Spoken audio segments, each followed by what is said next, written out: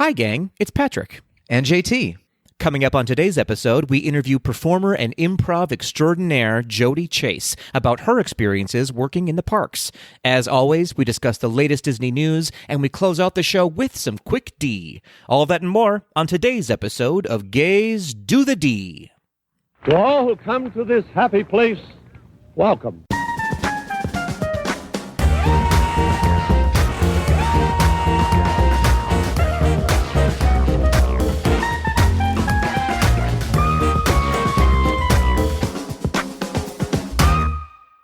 JT, face character Landry.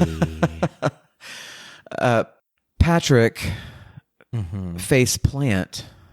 Oh, Kazuki. You've been to the parks with me before. I have. I'm serving face plant. Oh, good times. JT, however are you, my friend? I am doing well. How are you, Patrick? You know, I'm doing well. It was been a crazy week at work. I won't lie. I mean, listen, who among us have not had crazy weeks at work? No, it's so that's not. It's not. I'm not unique or special, but I'm tired. I'm not going to lie to you. I'm tired right now, but excited for the episode, though. I totally understand. I'm with you. Our Tweedles can't see this, but you're wearing a hoodie. I am. Is it chilly? The summer, like the Lord in Minnesota has said summer is done. Yes, we're over. Goddess of Minnesota said we're done here with summer. It is time for hoodie weather. So it is like 50 degrees right now. Oh my goodness. Yeah. Yep. Is it still going strong there in the deep south? Actually, no. It's like, it's been in the like mid 50s in the morning here. Yeah. Now we get up to like, 80-ish. But yeah, it feels a little fallish in the morning. Okay, I like that. Yeah. I've got like some decorative pumpkins out already. I'm ready for it, my friend. Oh yeah. Ooh. Do you have your cinnamon broom at your door? Do y'all do that in Minnesota? I love a cinnamon broom. I just made some sweet potato and cinnamon pancakes for breakfast today. After my run. Excuse me? I'm so sorry. What? What? Yeah, delicious. Delicious. Did you awake at 4 a.m.? My body wakes up at about 4:30 every day. Okay, I was born a 90-year-old man or woman. Who knows? I mean, men and women both wake up early in the morning. Yeah. A person. Yeah. Let's see. What is a good mental? Okay, here's a good mental health check for us before we get into the episode. I like it. Do you get? So the seasons are changing, right? Mm-hmm. It's fall. Yes. Fall's among. It's happening. Do you get sort of that seasonal affective disorder, or are you kind of immune to it? I would say I have a delayed reaction to it because when it first happens, it's kind of like fall has fallen.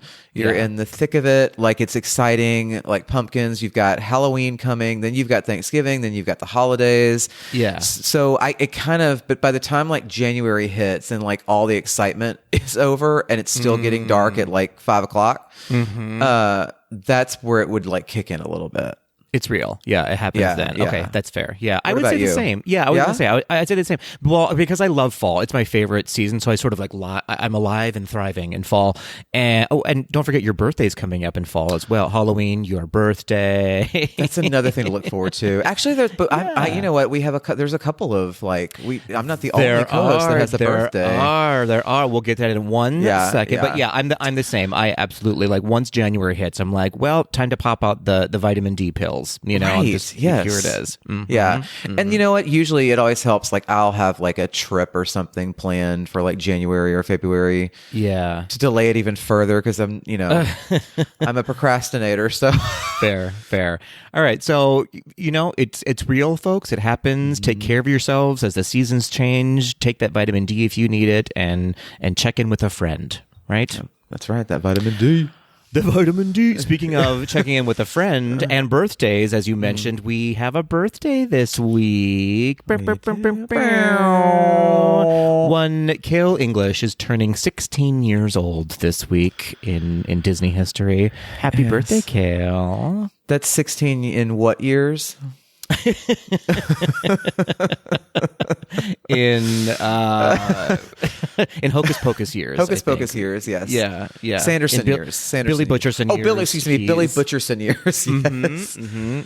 Oh my gosh. So if you are a follower of Kale on the Instagrams, shoot him a birthday message or shoot it to us and we'll shoot it to him and we'll talk about it on the next podcast episode, which I think he's hosting, which is great. So happy birthday, Kale. We love you and we're so proud to have you in our family. Happy birthday, Billy.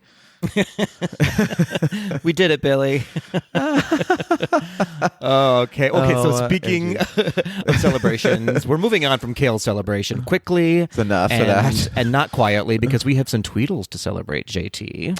We do. Do you want to kick us into some I'm celebrating? I would love to kick us off. Steve Achu, at Steve Achu, an overwhelm of abundance and opportunity in 24 hours after months of nothing. Aw, yes. Interesting. We need more context. What's going on? Remember what Kale has taught you, children. I mean, come on. Yeah, it's cryptic, but it's exciting. Very exciting. Hopefully good things. Overwhelming in a good way, I hope. Yeah, cryptic but exciting, just like my feedback when I go on dates. It's cryptic yet exciting. Cryptic yet exciting. 4 stars. Moving on, we have at Jedi Trousers saying, my nephew Harris's first birthday. Happy birthday, baby Harris. I love that name, too. Happy birthday. Mm-hmm. At Sean Cruz, started rehearsals for my 10th year with the Gay Men's Chorus of Los Angeles. See you at Gala. Yes, you will. You will see both me and Kale at Gala. Oh my gosh, that'll be the gayest thing that's ever happened, is all 3 of you in the same room at the same time. Right? Gala just thinks they've been gay. You just wait. You just wait. We have at Mrs. Mouse 61 saying, heading to Oogie Boogie on Sunday with my family. Bibbidi Bobbidi Boo is her costume clue. Interesting. What do you think that is, Patrick? I mean, I'm guessing you're going as a fairy godmother, right? Or maybe a pumpkin patch, maybe of some kind. Who can say? A foot person. Ooh, yeah. If it's a family costume, maybe all the mice. That would be a cute costume. Ooh, yes. Maybe it could be Cinderella. They're all making pieces of Cinderella. Maybe different phases of Cinderella's dress. Oh, that's interesting. Right? Like from rags to riches. Right? Like her house dress and then the gown and then the tattered gown. Ooh. Do you think it's the animated film version that she's going so with? Many great or is questions. She going with this is why you should be specific in your celebrations. Yeah. Do you know what we have here in the podcast? We have an abundance of questions and no solutions. So you know what? We need our tweedles to do that work for us. I like to think of it as a healthy curiosity. There it is. A healthy dose of curiosity. Put a positive spin on that. Hibdonde is celebrating an amazing Disneyland trip with Nikki and Chad. Ah, the famous Nikki and her husband Chad. We saw pictures. They posted them on Instagram. It looks like they had an amazing time. Famous or infamous? Infamous Nikki. Absolutely. That's I will say there was a drink that Hibdonde posted that looked quite delightful. I think it's like it looked like it was made of the Pixar colors of the ball. Oh. I'm pretty sure it came from Lamplighter's Lounge because of where the photo was taken. And probably. I feel like he had mentioned this drink, but it looked really, really good. It was very colorful and pretty. Nice. I'll have to check it out next time I'm there. All right. We have at Ben.Teves saying, opening 2 different shows with my husband. Being married performers can be cool. Wow. Oh. That's a test of a true strong marriage, is if you can do a project like that together and survive it as a couple. Well done. Well done to you two. Yeah. A showmance is one thing. Choosing to go into a production already coupled is another. It's true. Absolutely true. And what show? Yeah. What 2 different shows are you doing right now? Yeah. And what are your roles in those shows? And are you both in 2 different shows? Or are you both in a show at the same time? And that's the 2 shows. Is one of you directing and one of you performing or vice versa? So many questions. Is one of you a lead and one of you in the chorus? Is one of you an understudy for the other? Ooh, did you both go after the same part? Oh, this got real awkward real quick. That's what we're good at here at Gays to the G. Yes, you're welcome.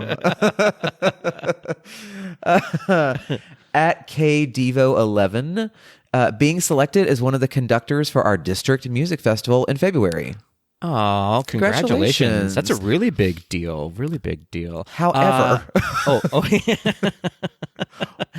what are you conducting? Yeah, we have some questions. We have some notes.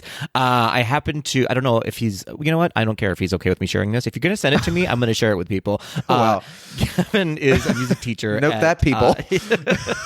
At his school, and they recently had a dress as your favorite teacher day, and many students dressed as him as their favorite teacher. So congratulations to you. Come on, Mr. Popular Teacher. Come on, Popular. Very well done. Well, thank you, everybody, for sending in those celebrations. We love to see it. It just brightens our day, doesn't it? Yeah, it does. We just have questions is all. It just leaves us with more curious questions about you. We leave with more questions than we started. That's right. You're a fascinating crew, to be true. It's true. Listen, if we didn't care, we wouldn't be asking these questions. This is exactly right. Well, we did have some tweetles with a lot more context behind their feedback for us and some listener feedback. We have several things to get through, so let's jump right in. I guess, let's see, you started celebrating. I'll start the emails, please. if that's okay. Okay, here we go. So our first one comes from Susan, who wrote to us via email. Susan says, I've been listening to your podcast for about a year. I listened to many Disney podcasts, and I believe GDTD came up as a suggestion, and I have enjoyed it ever since. I want you to be aware of the positive impact you are having, and it's truly an example of how we should all approach life. On paper, I'm not your usual listener. I am a straight, conservative, Christian female. These labels can have negative connotations that do not apply to me. Your podcast drew me in with our mutual love of Disney. You have kept me as a listener through your kind, thoughtful, and funny conversations. You all have educated me to see and consider another point of view. You have thoughtfully, kindly, and sincerely all shared your stories, experiences, and challenges, and I have listened and been exposed to another point of view that has truly helped and educated me to view things from another perspective. Getting a little emotional reading this. Keep sharing your thoughts and perspectives. You all do so in such a sincere and educational way. It has made a change in my perspective, and it will have a ripple effect as I have shared with others. You all truly bring laughter and joy to my day while sharing on my favorite subject, Disney. Know that you all have an ally that was truly created from the podcast you produce. Wishing you all the best and much love, Susan. Woo, Susan, wow. You got me, girl. Oh, you got me on that. What an amazing story. And that, I mean, like, could there be a better example of like what we're doing and why we're doing it? No. And I like when you shared this with us this week, I mean, it really truly made my week. I mean, I know we joke about, you know, we don't understand how people can like listen to our voices every other week. But I mean, this truly is like, I mean, this makes it all worth it. And just to think that like, I mean, we always say like you can make a difference, you can make an impact, and but it's hard to like wrap your mind around the fact that you actually, I mean, that it really does happen, right? I mean, people's minds can change. It's possible, you know, for people to change their viewpoint. I mean, they always say like, you know, you can't hate up close. That's great to hear. Yeah, right? Absolutely. Yeah, it just speaks to the positive impact of being an inclusive community, right? We can't afford to shun anybody because you never know who's listening. I always say that when you're on Instagram or Twitter or Facebook, somebody's looking up to you and somebody's listening to you. So if you start your day with positivity, it's just going to spread forward, and it speaks to Susan and being an open person, right? Like, you know, no one side has it correct. So if we can all meet somewhere, that's the right answer, I feel. But so thank you, Susan. Yeah. Be like Susan, world. Be like Susan. Be like Absolutely. Susan. Yeah. That's a t-shirt for sure. Ooh, all right. yes. We have more to get there. Yes. At Danko Direct. Hey, y'all. I just wanted to say that the 5th anniversary episode was amazing and also chaotic in the best way. And it really made me feel kind of emotional because it allowed me to reflect on the past 4 years, which is how long I've been listening to the pod. Thank you for that, Danko. And I'm amazed at how much I personally and we collectively have been through in that time. It's been a messy 4 years with incredible joys and massive challenges, and I'm so grateful to have been able to spend an hour or so every week feeling like I'm part of a little community of Disney-loving queer folks who share a love for magical storytelling, shared journeys, and vulnerable optimism. I like that term, vulnerable optimism. Yeah. Thank you for all the hard work that you put into the show, for the honesty and authenticity you all bring as hosts, and for being the catalyst of some much needed healing for those of us who didn't have supportive or like-minded communities when we were growing up. Thank you. Oh, thank you. This is what a great day for feedback. Oh my God. Yeah, like the Tweedles are trying to get us all, emotionally. It's not difficult with me though. Well, that's true. It's really not. Yeah, it's not that hard to do. No, it's real simple. Just show me a picture of a puppy and I'm gone. So this is a highly emotionally charged day for me.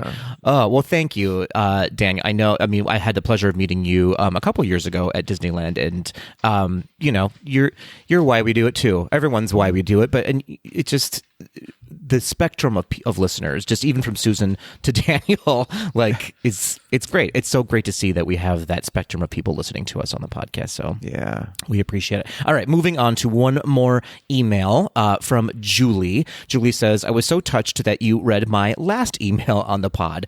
Patrick asked how my husband found the show.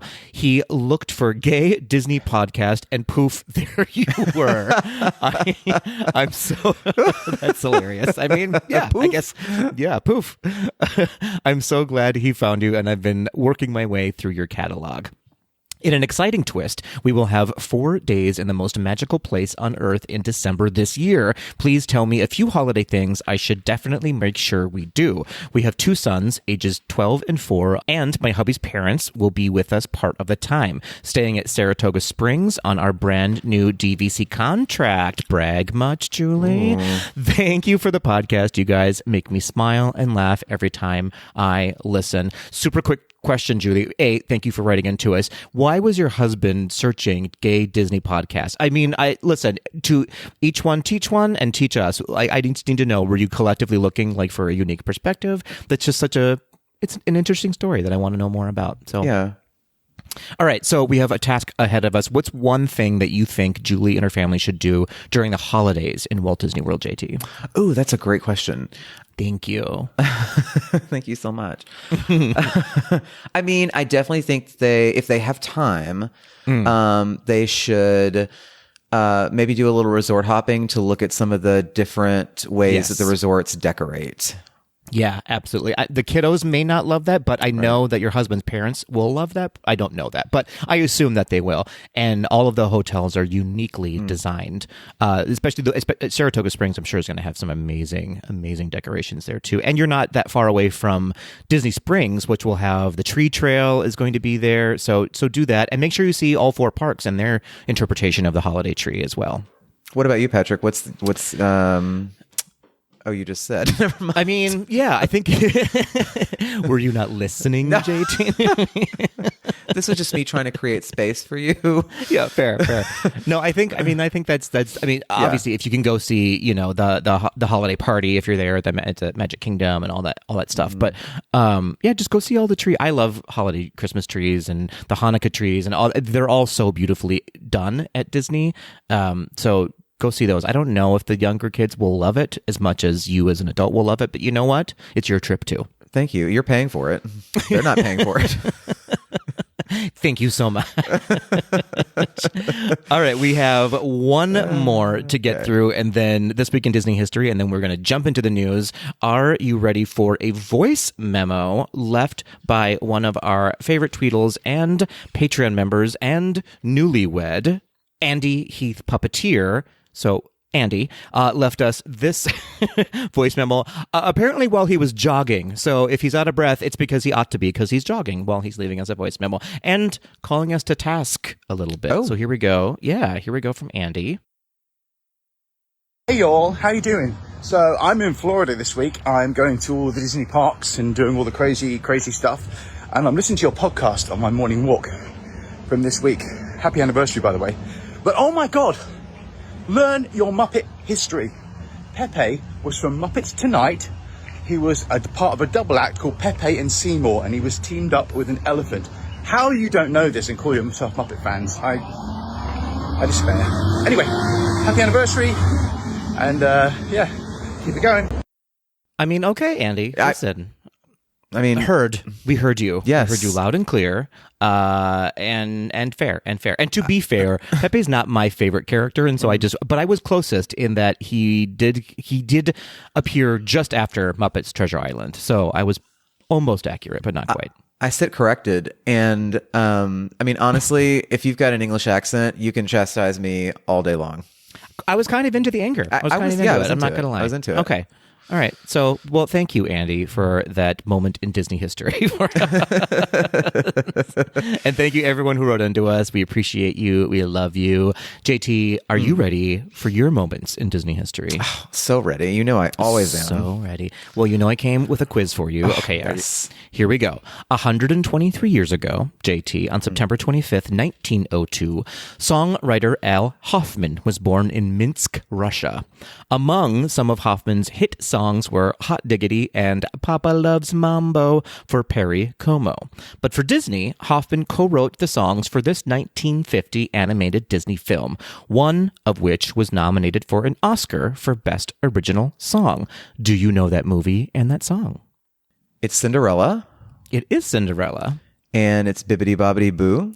Correct on both counts. Bing, bing, bing, bing, bing. Well done. Well done. Just as an aside, he also wrote the only song in a Disney live-action movie that you and I covered. That song was Whale of a Tale for 20,000 Leagues Under the Sea. Oh. Very fascinating. Very fascinating. Well, come on, Al. Come on, Al Hoffman. Well done to you. Well done to you. Cinderella. What an interest. Was Cinderella like one of the first? I feel like Cinderella. Let me start that sentence again. I feel like Cinderella for me was one of the first like uniquely musical Disney movies. Like the songs had a through line to them, sort of, where a lot of those classics just had songs in them, like thrown in randomly. But this one felt like part of the story for me. Yeah, I think you're right. I mean, I think Snow White had that too a little bit. I suppose, yeah. But there weren't a lot. There was like 2 or 3 songs in Snow White. Not to the extent that Cinderella did. I mean, yeah, that ended up being kind of a pattern, right? Like that was kind of a thing that they did moving forward, right? Kind of, yeah. I mean, there was Alice in Wonderland. You could argue there are songs in Alice in Wonderland, but it's not a musical. You know what I mean? So yeah. Anyways, all right, well, here we go. Last but not least, 76 years ago, JT, September 27th, 1947, Disney released its 12th feature film. This film was a 2-part animated movie hosted by Jiminy Cricket. The 2 segments in the film were Bongo, the story of a runaway circus bear, and one of my favorites, Mickey and the Beanstalk. I see your smile. It looks like you know the answer. What are you going to ask me? I don't want to like... Just the name of the movie. Oh, the name of the movie. I don't want to be like that thing where you fill out the question and the teacher's like, let me finish asking the question. Yeah. Fun and fancy free. It was. It was fun and fancy free. And here are some fun and fancy facts about fun and fancy free. Do you like how I did that? I very much do, yes. So this marked the first film to feature Jim McDonald as the voice of Mickey Mouse. Now, interestingly, both he and Walt Disney provided the voice of Mickey Mouse for this film, but McDonald would take over fully as the voice of Mickey for the next 30 years after Fun and Fancy Free. Wow. Yeah. And then, not so much a fun fact, but just an interesting thing, because I was like, is Bongo in Storybook Circus in Magic Kingdom? You would think he would be as a circus character in a movie. He is nowhere to be seen in Storybook Circus, yet there are several bears featured within Storybook on posters, on little whatever hidden icons throughout the section, but Bongo the bear is not there at all. The Justice for Bongo campaign starts today. Starts now. Right, your congressperson. Let them know. Keep calling calling them. That's right. Keep writing them. We ride at dawn. We do. But don't break into the Capitol. Absolutely not. Don't do that. Absolutely Don't do not. that. Oh, good times. Well, that was this week in Disney history. JT, are you ready to write your congressperson and then head into the news? Let's head into the news and then I'll write my congressperson. Fair enough. Yeah. We have things to do. Yeah.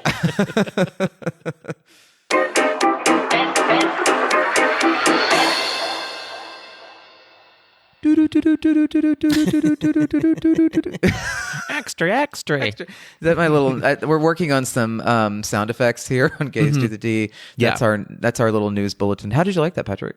It was great. It was perfect. Yes, and let's do more of it. Great, perfect. Okay, well, are you ready for some news? I'm so ready. We have a lot of D23 to cover, but we do. Before there was a story you wanted to chat about quick.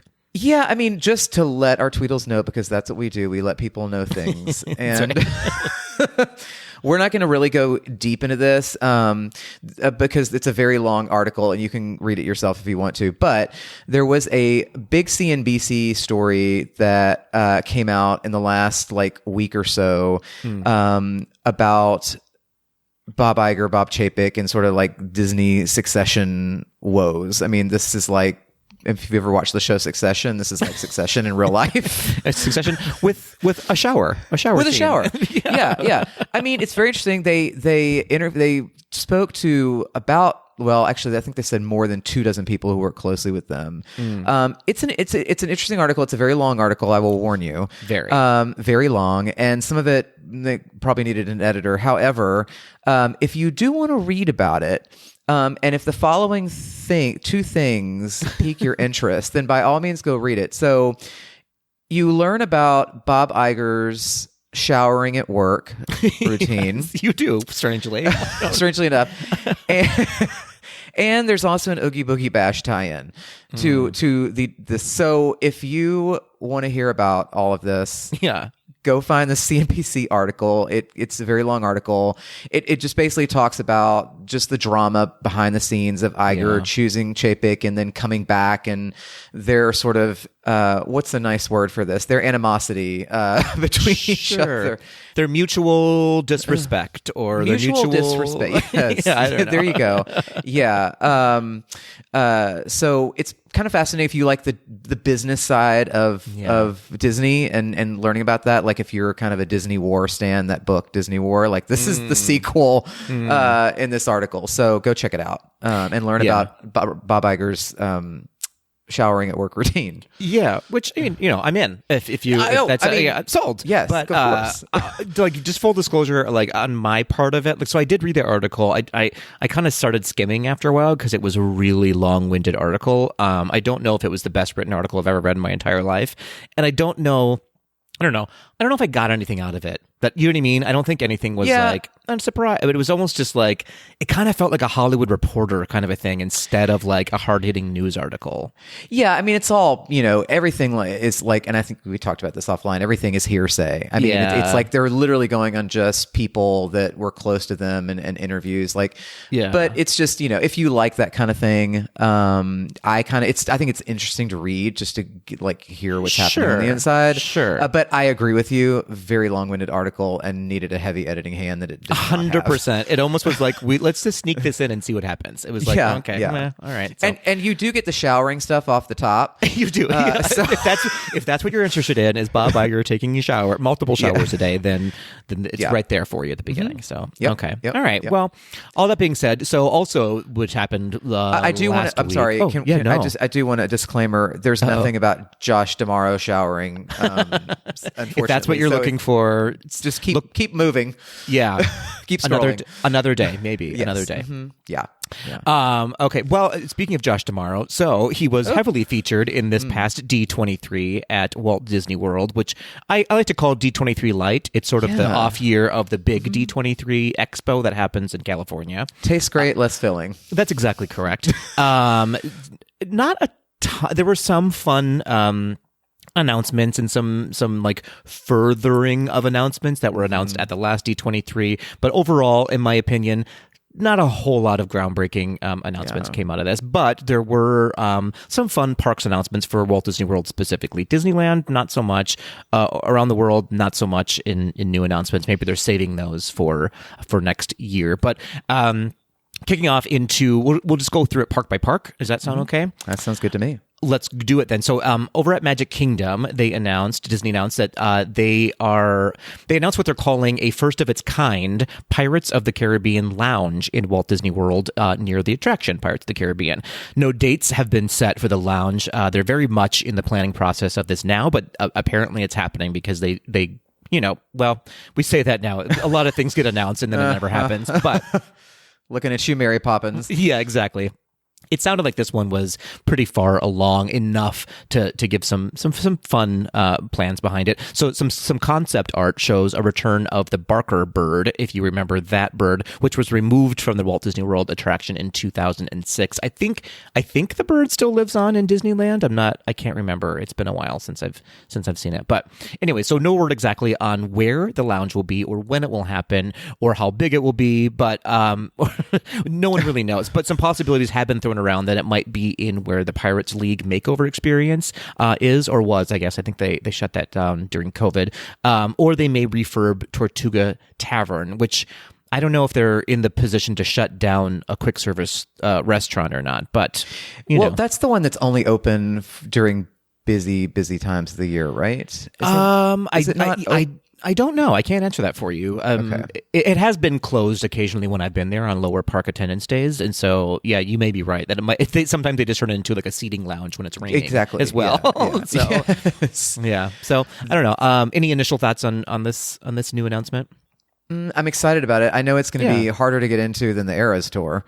Like this is going to be such a tough ticket. Like, and when it first opens, I mean, I think Magic Kingdom is kind of starving for something like this. Yeah. Sort of like a cocktail lounge that's super, themed out. I'm excited about it. I'm interested if it's going to if it's going to be like just come in and experience it and leave when you want, or are they going to go down the route of Olga's Cantina and it's a reservation system? Not who can say. Who knows? I feel like it's going to have. I would imagine. I mean, if I had to guess, I would bet it's like going to be an Oga's type situation. And if that's the case, great. But they better really do it then. Like, go for it. I mean, for sure. Yeah, this can't. Yeah, exactly. This can't. If it's just be stools and a talking parrot, then I'm not there. Right. Yeah. So. I wish we had like an actual like tiki room lounge though. Yeah. That's well, a we good go to point. Trader. You can go to Trader Well, Sam's for that. yeah, Never mind. we sort of have one. Yeah, that's true. Anyway, all right. So moving on in Magic Kingdom, the Hatbox Ghost will officially make its return finally after 1,000 years to the Haunted Mansion in Magic Kingdom this November 2023. So that's kind of exciting. People have been wanting that for a very long time. Moving on. Disney also teased a little bit more, but not much, around their plans for what they have been calling Beyond Big Thunder. So this was a blue sky idea that was first announced at the D23 Expo back in 2022, where they discussed a potential for maybe a Coco area or an Encanto area or even a Villains theme park within the Magic Kingdom beyond where Big Thunder Mountain is.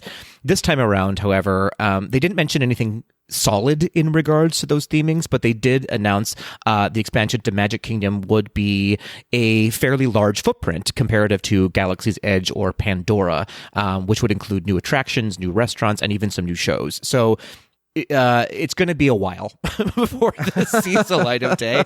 We may not be alive to see this happen. Who can say? But it does sound like now that they announced it at two different D23 expos, it feels like, okay, something is coming. They just third time's the charm. Third time's the charm. That's absolutely right. But one thing we do know is coming to Magic Kingdom for sure, that they also revealed there would be a retheming of the Country Bear Jamboree, interestingly. So the reimagining of this attraction will include the original cast of the Bears from the current attraction, doing a musical review, basically, of classic Disney songs with a country western spin. They also went on to say that Imagineers are currently, or were working with artists in Nashville to ensure authenticity behind the reimaginings of these songs. And this new attraction will likely reopen in sometime in 2024. That's kind of exciting. Is it?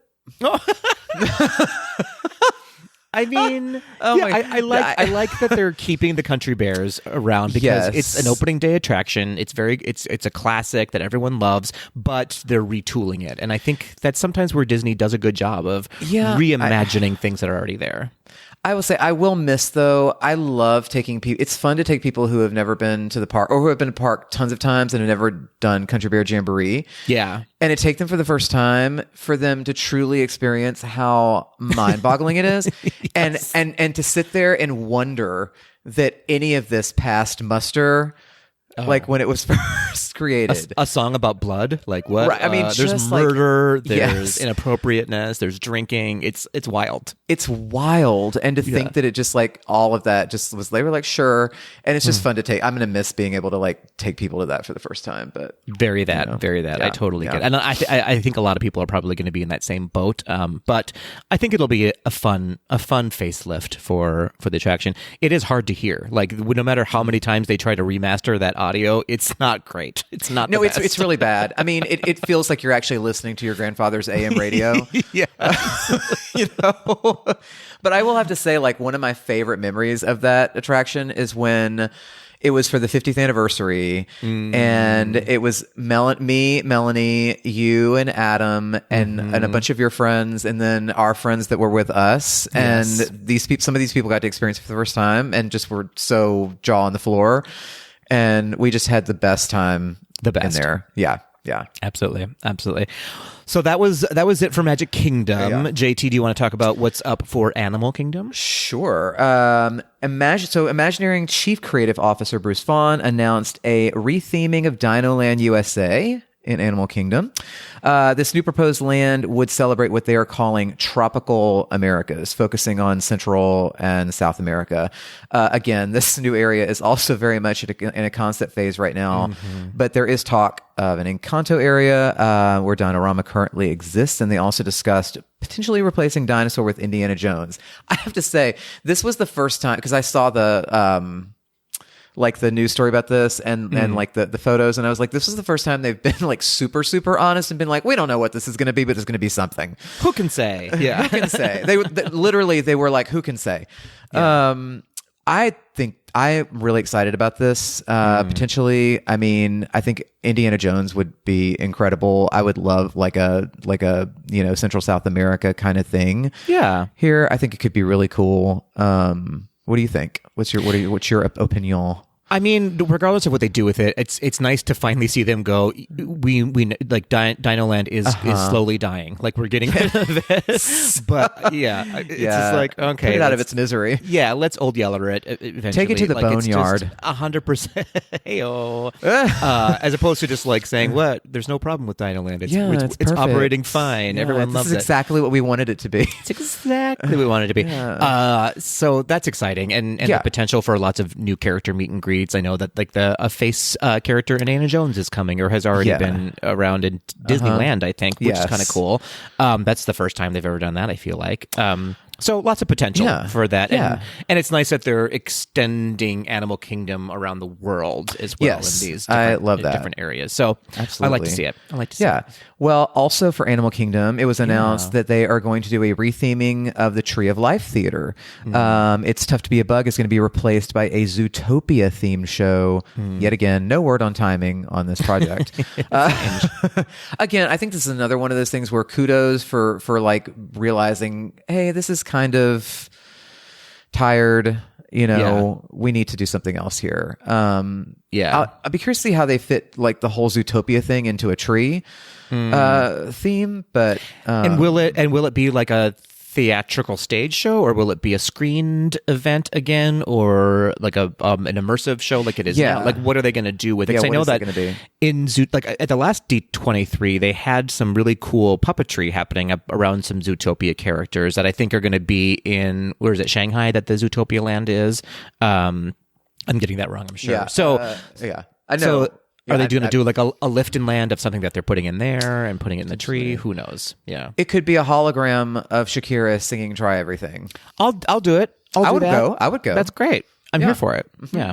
So not much there, and, but fun. Those are big announcements for Animal Kingdom for sure. If they see the light of day, who can say? Well, Patrick, do you want to take us into Hollywood Studios? I do, because nothing's really happening there. Oh, okay. Nothing. The only thing they really announced that like pulled my focus would be that they're adding some Ahsoka Tano scenes to Star Tours in Hollywood Studios. I think they're also adding them to all of the Star Tours, so Disneyland Paris, and that would be starting next September 2024. So that's fun to see. Okay, yeah. I'm in for that.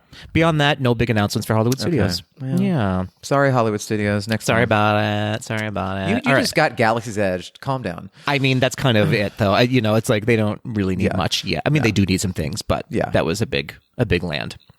Fair enough. All right, moving on to Epcot, JT. What's happening in Epcot? Actually, several things happening in Epcot, Patrick. Several many. Test Track. Test Track will be reimagined using inspiration from... my heart leapt when I heard this. The original World of Motion. I specifically remember writing World of Motion. Some concept art showed the car going through a giant forest, which tells us next to nothing. No, not one thing. Not a thing. I mean, we've all driven through forests before. Yeah. But the original ride took passengers on a tour through the history of transportation, from the invention of the wheel through what the future of transportation could look like. That's what World of Motion did. But there's been no date announced for this update. Fair. Seems to be like another sort of way for them to lean into the legacy of Epcot, with an attraction like they've been doing. Agreed. I'm pretty pumped about it. I think Test Track definitely. I mean, for me, like Test Track was. It kind of got, it's like a skip for me. Because I don't care about designing my own car.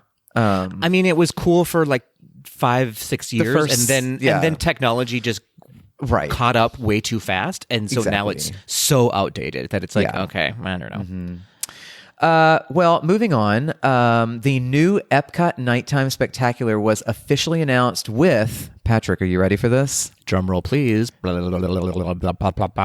An opening date, an actual date. Illuminous,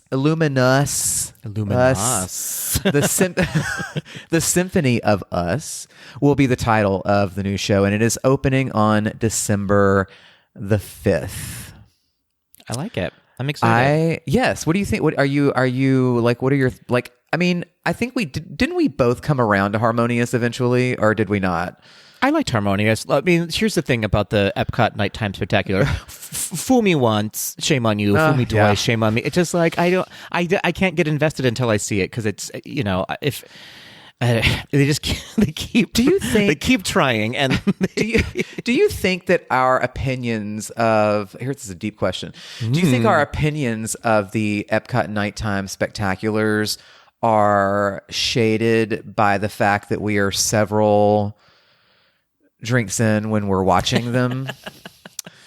Does that have anything to do? There's a fine line between not enough drinks, just enough drinks, and too many drinks to watch the Nighttime Spectacular with an Epcot. So fair enough. Yeah, I liked Harmonious. I just hated the barges. The taco. No, they were unnecessary. The soundtrack was banging though. The soundtrack was amazing. So. Hopefully, I just feel bad that all of the work that went into Harmonious, and when I say the work, I mean like the performers and the symphonies and the choirs that were involved had 13 seconds of fame for Harmonious before they took it away. So, well, we're going to get Illuminist on December 5th. It was also announced that World Celebration in Epcot will finally. I think this was announced in the Mesozoic era. Roughly. It will finally the walls will come down, and guests are going to be welcomed this December 2023. I mean, and let the choir sing. Like, those walls are horrific. Horrific. I am so tired of not being able to just walk straight through. Starting September 22nd, another thing that made my heart leap, Patrick, Soarin' Over California will return to the Land Pavilion for a limited time run. This is part of the Disney 100 celebration, which has also been going on for 100 years. Yes. No word on how long Soarin' Over California will be available. So if you like the California version, get the hints and get the hither. Get over there. I love the California version so much. Me too. That orange grove scent is the best. Yes. Oh The my best. God. The evergreen scent. Stop. Yeah. Please. Yeah. Stop. I like it. Okay, so some fun things happening in Epcot. Yes. Lord knows she needs it. So well done to you, Epcot. She been in intensive care for a while now. It's been a while. It's been touch and go for Epcot for a while. Moving over, like I said, not much happening in Disneyland. Beyond, they did announce a new ride vehicle for the next attraction coming to Avengers Campus. The ride vehicle will incorporate some of the aspects of the Marvel Universe, including elements from Tony Stark's time suits with Sandarian jump points and Wakandan technology. Again, this is all just sort of in renderings via art, so not a lot to announce there, but Did you say cool. Zendaya? I said Zendaya is going to be there. Is she going to be there? No. Is she Sandarian. is she going to be in the ride vehicle with you every single time? I hope so, God willing. I need her. Right? So that's the highlights from from this last D23. And then moving forward, they also then announced that the D23 Ultimate Disney Fan Experience is coming to Anaheim this August 2024. So they announced that about a week ago. Well, when this lands for recording 2 weeks ago. Let's see. So based on what's been released, it sounds like this is going to be the biggest, and dare I say, the longest D23 event yet. So the week will kick off on August 8th with a celebration at Disneyland. And then on August 9th through the 11th, as per usual, guests will be able to attend panels, exclusive shopping, and special exhibits during the day, and then which will be at the Anaheim Convention Center. And then during the night, they're going to extend the party over at the Honda Center, which will hold apparently exclusive concerts, is what I'm understanding. So some of the bigger key entertainers likely will be performing at night at the Honda Center, which is kind of neat, but it's going to make ticketing very confusing, I imagine, this year, as it always is. So this will be even more confusing. So we'll see. Boy. We'll see. Yeah. We'll see what happens. So in addition to all of this, then a few days before all of these main events happen, guests are also invited to attend a D23 day on August 4th at Angel Stadium for the Los Angeles Angels versus the New York Mets game. Tickets will go on sale sometime in the spring of 2024, and then after that, ticket holders who are lucky enough to get a ticket will learn more about securing spots at both the Convention Center and the Honda Center. And then note that tickets for the Disneyland celebration the day before and the Angels game on the 4th will be separately purchased ticketed events. Of course they will. Of course they will. So, are we going? I mean, I would love to go. It's definitely one of those things that I have to reimagine my calendar year of what am I not going to do if I do attend? Well, absolutely, because this kind of event takes about other things off your calendar. It's epic. It's expensive, and it's a long trip, but it's a fun trip. And Disneyland's amazing. Doesn't get enough love, and so it's nice that they have it. There's there. lots of great energy. Yeah, that week. Absolutely. So that's it for D23 news. Tweet us. Let us know if you're planning on going. Let us know. Maybe we'll do a meetup if we do decide to go. That would be really fun. Maybe we'll do a panel. Who can say? Who can say? I like it. Maybe we'll shut down Trader Sam's and do a live podcast recording from Trader Sam's with our Tweedles. Whether or not we're invited, we're going to make it happen. Yeah, whether or not we clear it with the people at Trader Sam's remains to be seen. Yeah, but it's a minor detail.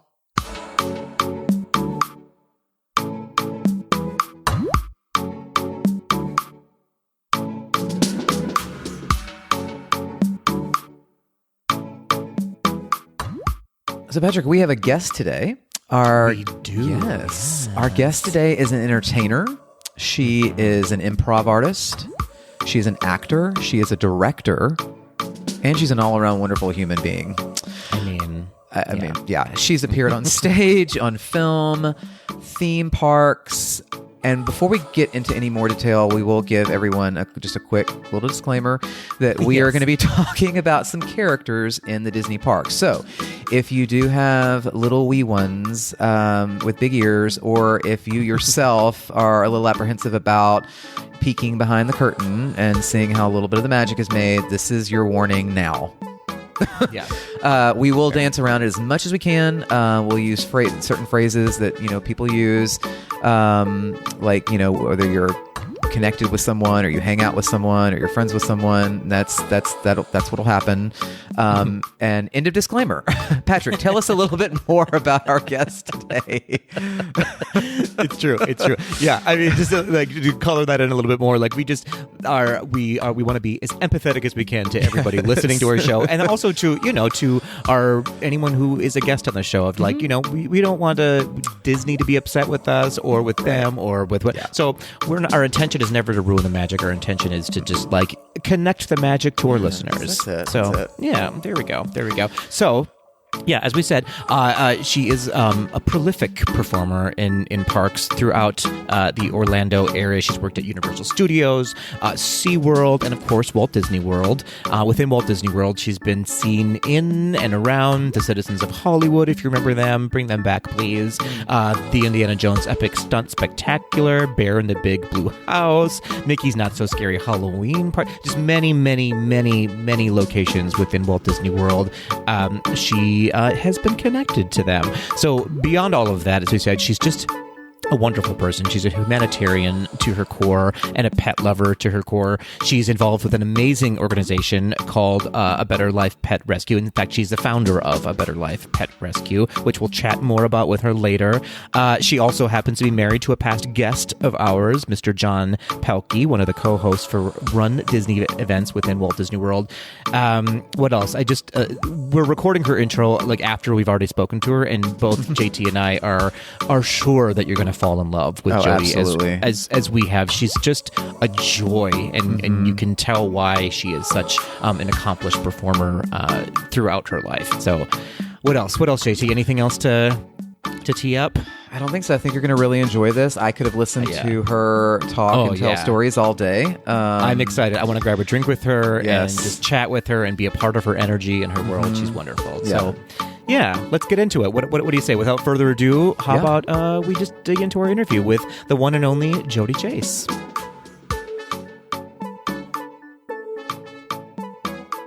Jodi, welcome to Gays Do the D. Thank you very much, Patrick. It's great to be here. We are so excited to have you on the podcast. I had the privilege of meeting you in the parks randomly by Kismet, I feel like, at Coronado Springs after a Run Disney event. You and your lovely husband, John, at the Dahlia Bar. We ran into each other, and I feel like for me, it was love at first sight.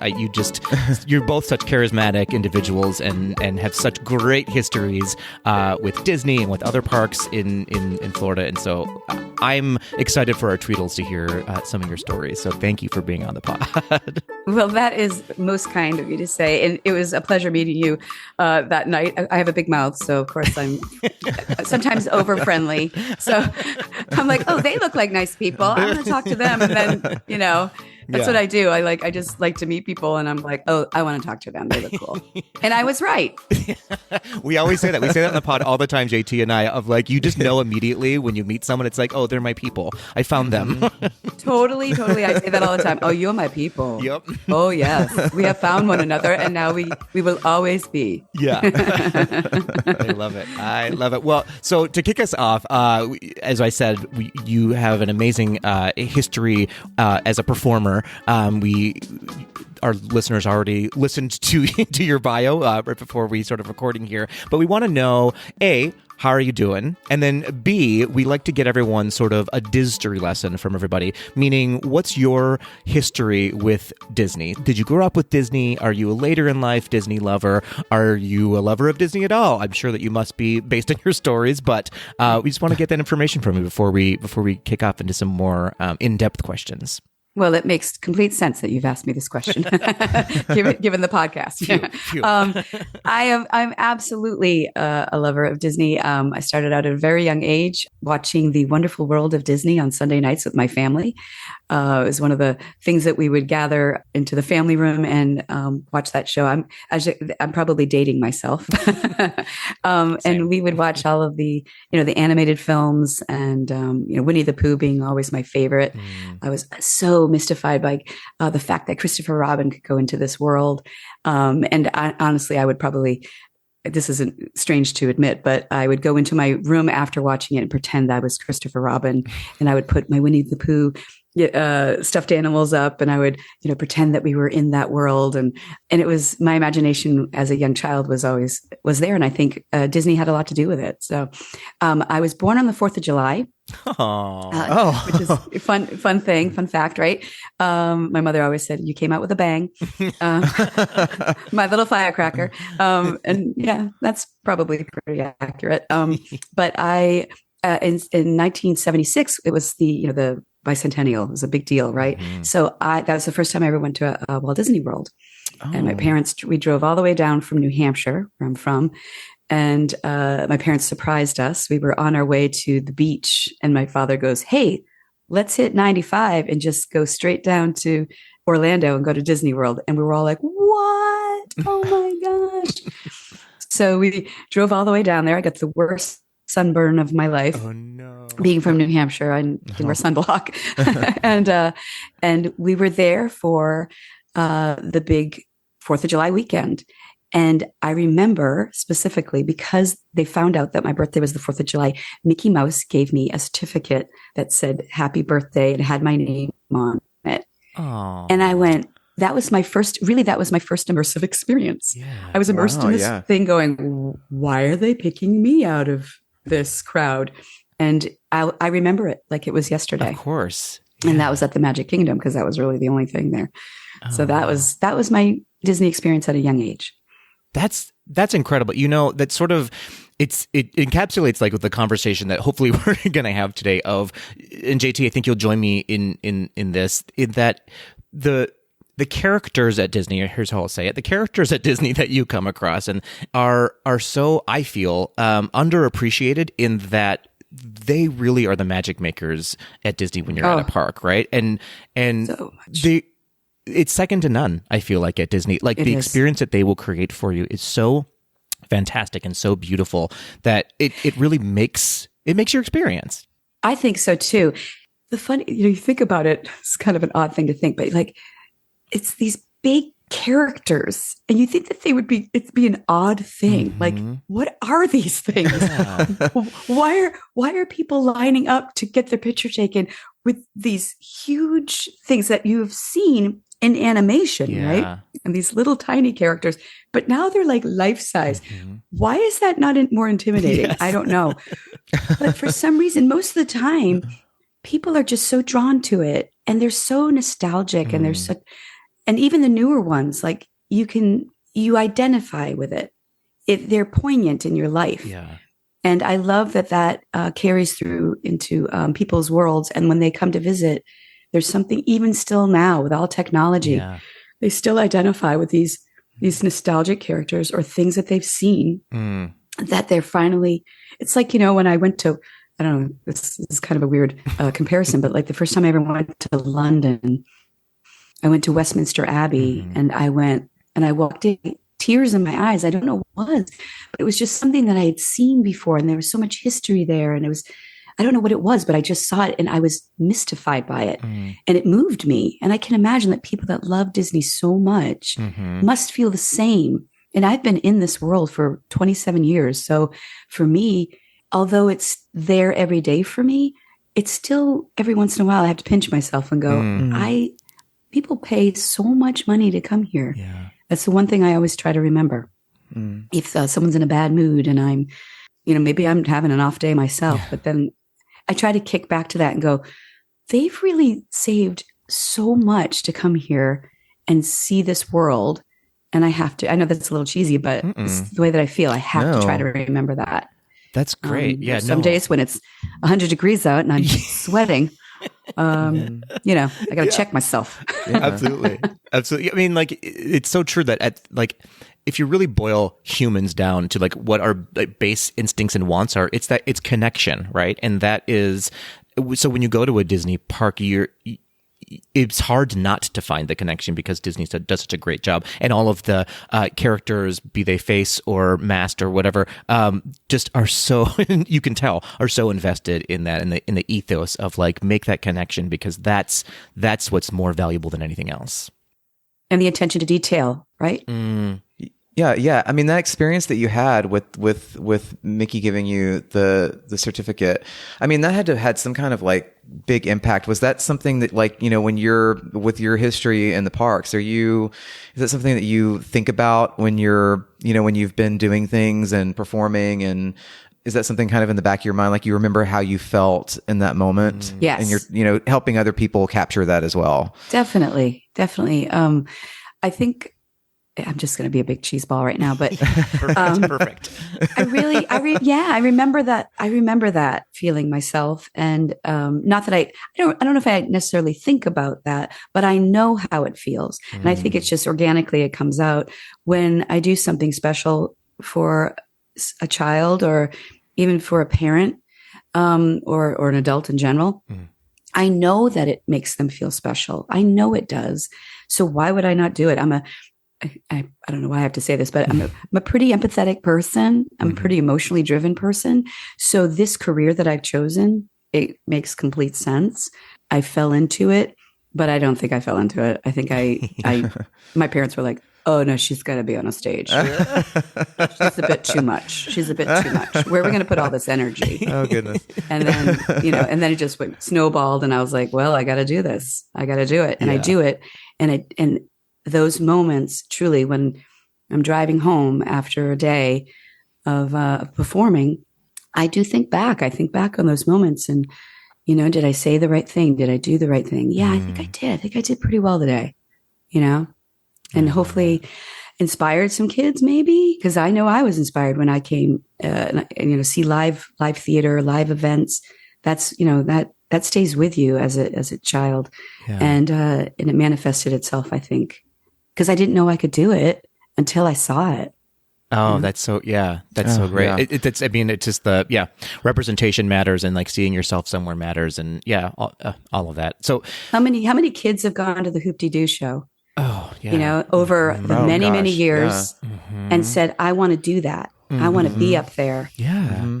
And I know, and I think, have there been any shows that people do that? And I've actually had people come up to me and say that, really, because, the interactive stuff that I do, they can come up to me, even though I have to stay, in the world that I live in. Yeah.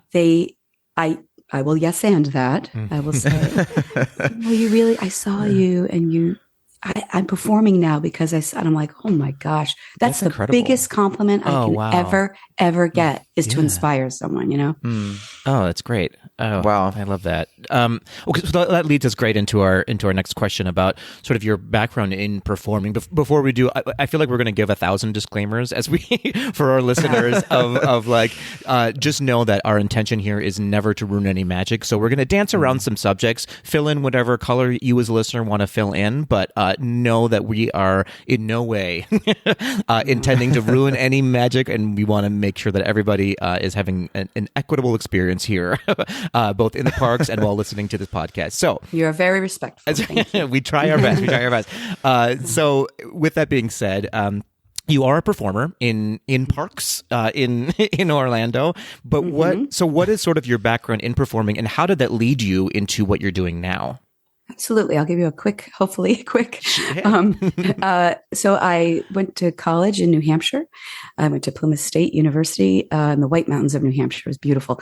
I majored in theater, minored in business. And then I did some summer stock theater, and then I moved to Providence, Rhode Island, which is a great little city, by the way. And I did my first dinner theater there. I started learning that I learned early on in college that I could do different characters, like just do different voices and create characters. I started doing improv then. That was back in 1992, 93. And then I moved to Boston. And then I auditioned for Nickelodeon. And I started, they cast me in a show at King's Dominion in Doswell, Virginia, Richmond area. Yeah. Sure. And they cast me as the host of this show called Mega Messamania, which is a Nickelodeon live show. So much fun. I get to slime people and gack. And then I was the official Gackmeister, this crazy character that my friend Bob created. And the director said, what are you doing after this contract ends? And I said, nothing. I'm going back to Providence and probably do dinner theater again. He goes, if you move to Orlando, Florida, I'll put you on the national live game lab tour, which was a smaller version of Mega Messamania. And I moved down here and he put me in the show. And then I auditioned for Universal Studios and I got the horror makeup show, which is fun. where I met my husband. Yes. Yes, John Pelkey. And I did the horror makeup show for many years. Another show called Murder, She Wrote. Yep. I'm listening. Yep. Oh yeah, with Angela Lansbury, but it was it was a stage show. It was very funny. And then I auditioned for Disney, and I finally got a contract at Disney about 10 months later, and I was able to tour and perform at Disney with my contract. So it was a great time. I always said, "Oh, I'm going to move to New York or LA, and I'm going to be a big star." And then I realized, no, I'm a character performer and I am going to stay here and have a career and have a life. And I've never left. Wow. That's awesome. That's pretty much it. And I can tell you where I started at Disney if you want. Or Sure. Yeah, absolutely. Yeah. The microphone's yours. All right. So the first show, sorry. I can talk. Yeah, I'm a absolutely, talker. please. I had my caffeine, so I'm good. So I started at the Anatomical Players, which is at the Wonders of Life Pavilion at Epcot. It was a improv sketch comedy show with 3 actors on stage, and it was very silly. I did that for many years, probably 3, I think. And at the same time, I did another show called Laugh 911, which was line amusement for fun. 911. Back then, they did not have fast passes or any type of system like that. Yeah. So there would be lines at Epcot, and we would come out with this big vehicle with all these like funny props and stuff. There was 2 or 3 of us, and we were in these jumpsuits, and we would just make people laugh while they were in line. All different things we would do. It was just silly. And I also did the World Showcase Players, which was a trunk show, kind of Renaissance type feel. I'm sure people know it. Oh, yeah. I love doing that. That was in England. And then they had one in Italy, a show in Italy, and they had a show in France. And I did all of those as well. That's amazing.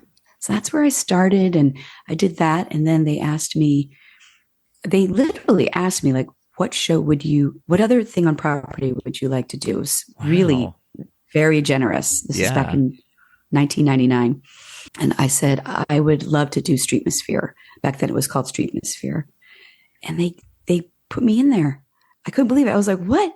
I get to go to Streetmo. I call it Streetmo, which is now, it changed to Citizens of Hollywood. Right. So that's where I started. And and I got to create my own character, which they didn't do for a while.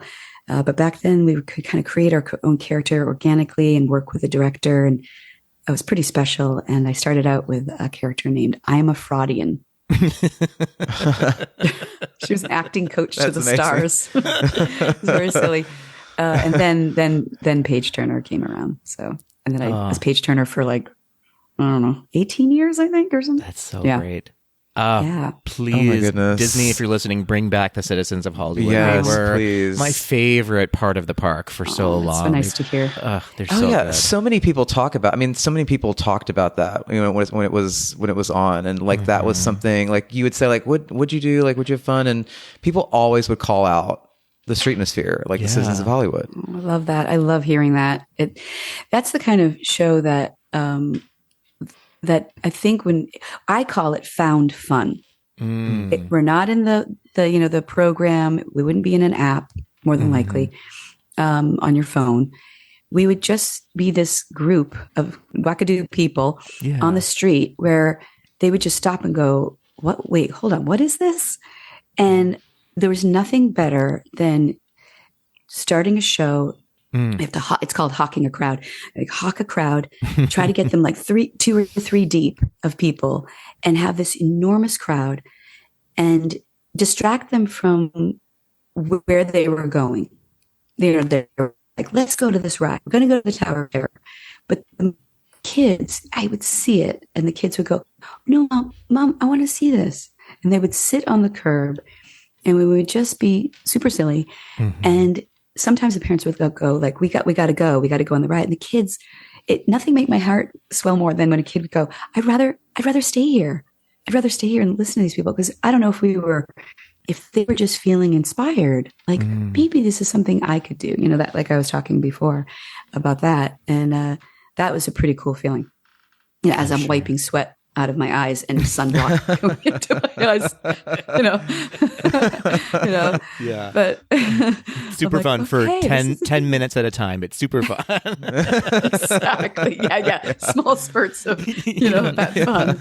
Absolutely. And I get off set and I'm like, oh God, give me some water, But it was an incredible experience. It really was. It was something I hate to say that I'm proud of something, but I am proud of it. I'm proud of the work that I did there. Oh my gosh. Most of the time. Be. Yeah, fair. Yeah, for sure. Yeah. It's okay to fail. Like I'd come off and I'd be like, oh God, that did not work.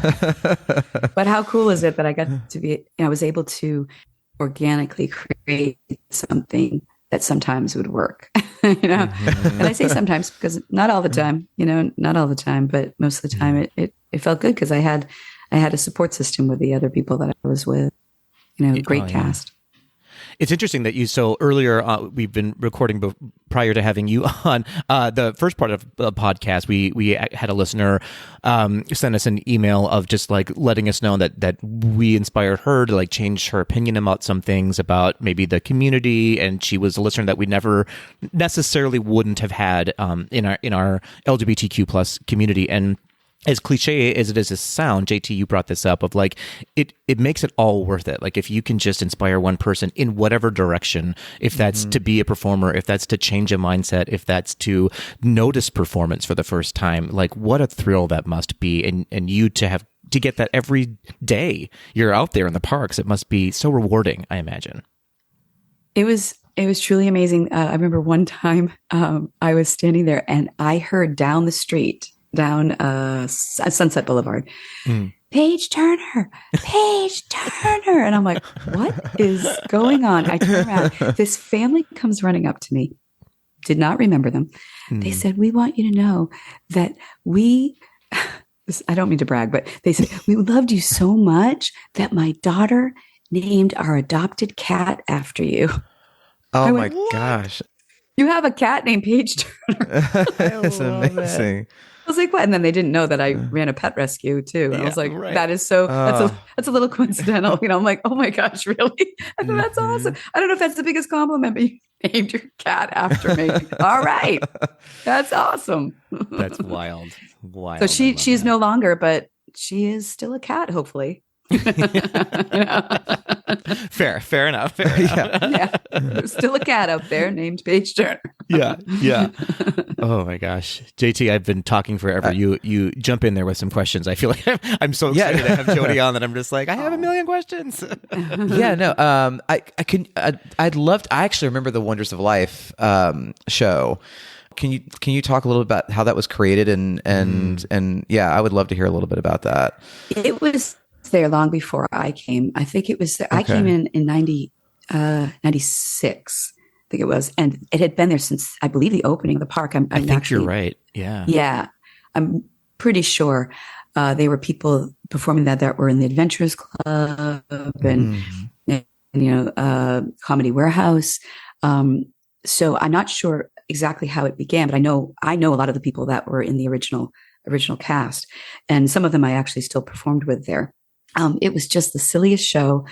Oh gosh, we would laugh so much because we would be able to like throw these wigs on backstage with, different costumes and we would just run out there and nobody ever knew like what we would do because we couldn't, we were just like so quick and I'd run out and I'd turn and I'd look at the other person. I'm like, what are you wearing? Like this, sometimes we'd have like the wigs on backwards and we would just talk about health and the body and, and what you need to do to stay healthy and just these ridiculous scenes that we would create. And then we would do like one word at a time stuff. And I can't remember. Some of them one was called Flossed in Space. And we would talk about brushing your teeth and it was like a Star Trek theme.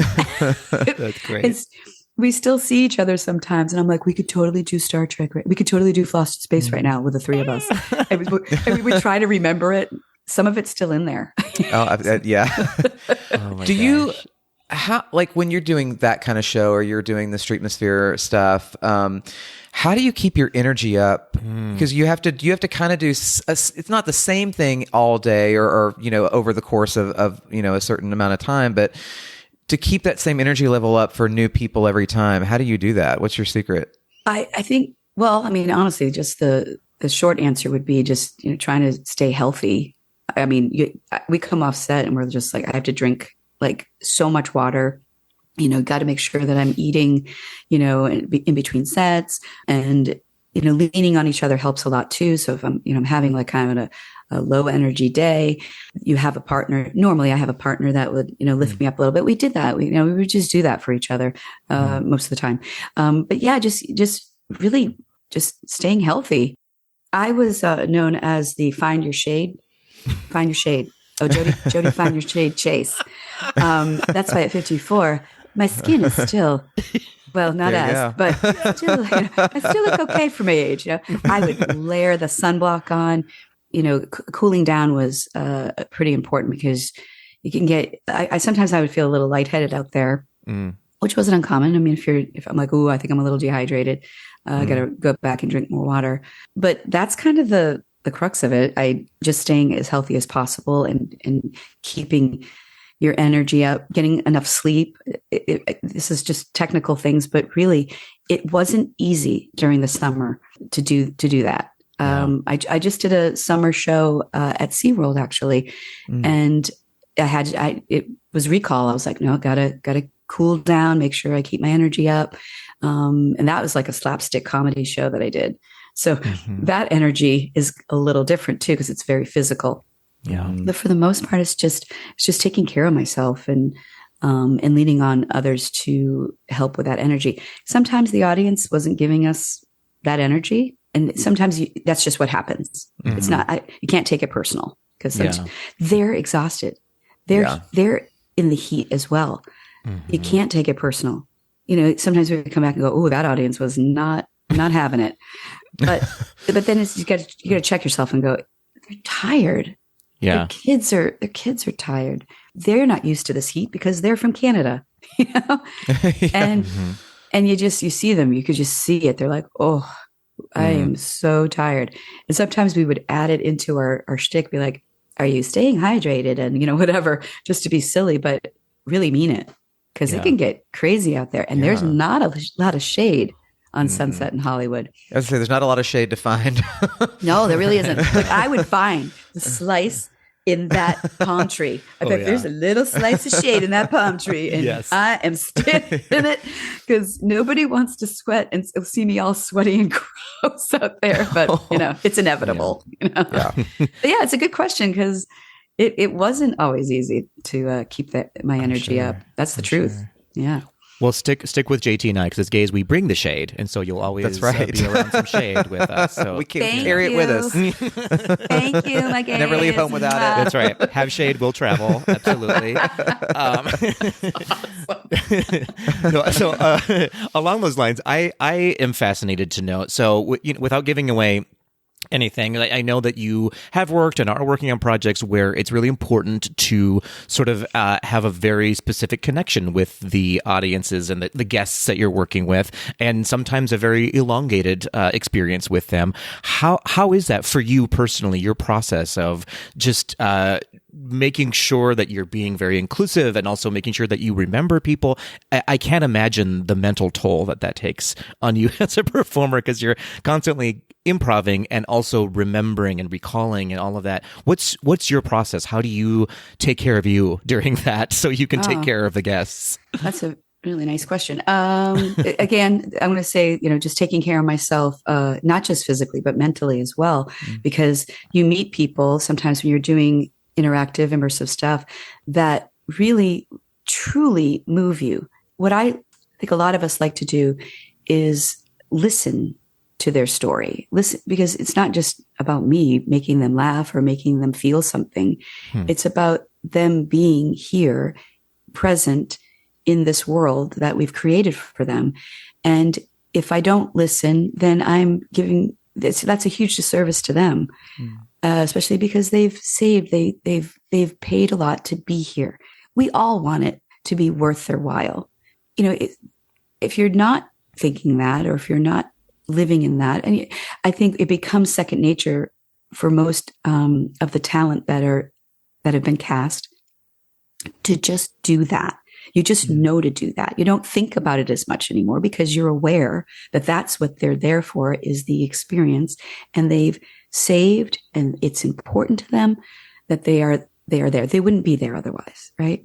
So for me, it's just second nature to me to just listen to, and I actually have become very good at deflecting and saying, taking it, they'll ask me questions and I'll say, I'll tell you a little bit, but who are you? Why are you here? And it's amazing how you can teach people to play and say it's okay that you're not in that normal world that you're normally in.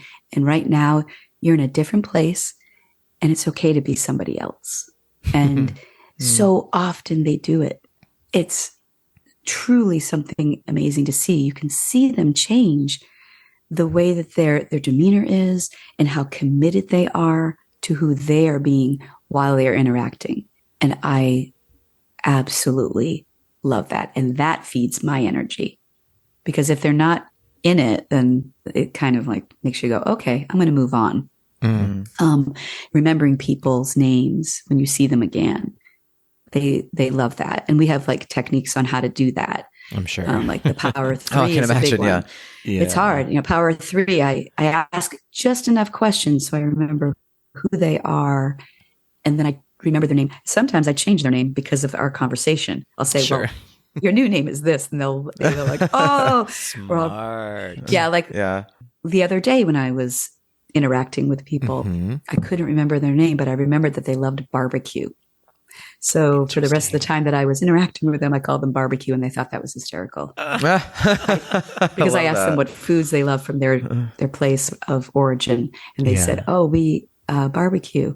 And I was like, well, now I'm going to remember that your new name is barbecue. That's amazing. Forgetting their names, or their names were similar to other people's names, that kind of thing. So I don't know if I answered your question, but you sure did. You sure did. As I mean, it's such a really and truly. I mean, JT and I are also both performers in our hometowns, and it's such a magic trick to do when you can make a connection with somebody and remember them and evoke an emotion from them. It's such a magic trick, and our listeners will know what I'm talking about. A few episodes ago, if you listen to that episode, I had an experience where I got to be a part of something that you have also been a part of, and it changes it really changes. And somebody who also is a performer, looking in and going, that is so well done, that it changed my perspective and it changed my life, and I will forever be grateful for it. So I'm sure that but you deserve to be told 1,000 times a day of how important that is to so many people's lives, and you do such a good job of it. So thank you for that. Thank you so much. and I'm so glad you could experience something like that, because do you feel like you'll bring that to the roles that you play in the future? I'll bring it to roles I play in the future. I have brought it to my personal life of just like the power of listening and the power of connection, the power of just, if you remember one thing about someone's life and they didn't expect you to, it changes them. It goes, oh, I didn't know you cared, but you do because you remembered, and 100%. It's just, yeah. And you're creating a memory for those people, right? I mean, the barbecue example, I mean, they love that. That was funny. But that's probably something that they'll still be talking about 10, 20 years down the road. They'll be like, do you remember when we went to this? And they'll, I mean, you may have even created a new nickname in the family for this person. They're probably still using barbecue, but I hope so. Just the power of like being able to like create a memory for people is really, I will say this, that some of the most moving experiences I've had have been through the parents because of their children. The children are maybe too young to perhaps remember it, but the parents will remember it because of what we did for their child, especially the ones that are autistic on the spectrum, that sometimes don't feel accepted. I've had parents say that to me. I've had parents hold my hand. Sorry, I'm getting a little choked up. Parents hold my hand and say, my kid doesn't have many friends, and this experience has made them feel included. For that, I will be forever grateful, because we gave them something that they hadn't felt before. I had a child. I sat down with them because they were obviously trying to process. They were older. They were probably, sorry. No, don't be. No, please, no. 12. I think they were, maybe they were a teenager, probably around 13. And they were trans. They were on the spectrum. And they told me this. So it was the very end of our experience together. And I could see that they were trying to process through it. And I asked them how they were. And they said, well, I'm not doing very well right now because I don't know how to process this. I'm autistic, and this is very difficult for me. And I used their correct pronouns because we had asked. And I asked them if I could hold their hand. And they said yes, because sometimes there's a sensory thing. And you have to become aware of that, of course, as we should. Be kind and aware, right? Yeah. And I said, can I sit down with you? And they said yes. And I asked if I could give them a hug. And they said, I would really like that. And I hugged them, and they did not let go. Oh my gosh. Oh my gosh. I was holding it back. Yeah. Yeah. I had a bit of a line of people that wanted to, get a picture. Yeah. And they were all, because of this experience, they knew who this person was. And they said, don't even worry. Don't worry. That's how caring people can be. And I had that moment I will not soon forget. And then I told them that you have to bring this back with you to where you are in your life, and never forget it, and hold on to it, and hold on to the goodness. And use that goodness to help others. Because if you help others who might be feeling the same way you are now, then that's what life's about. Yeah. That's what life's about. Ooh-wee. Wow. Okay. Wow. Well, That was a lot. No. I still, that was like weeks ago, and I'm still like, oh my gosh. To be very clear, these are not the first tears on the episode today. So you're in good company here on A's to the D. No, it's, empathy, I always say that empathy spreads so much faster and stronger than hate does. And so Disney and you performers at Disney are so unique in creating an empathetic experience that I have never seen. This is, I'm not just blowing smoke. This is really and truly, I've never seen it anywhere else done on the level that you all are doing. And so it's so beautiful to see. It's so beautiful to see. No, I appreciate that a lot. It's really nice to hear. It is.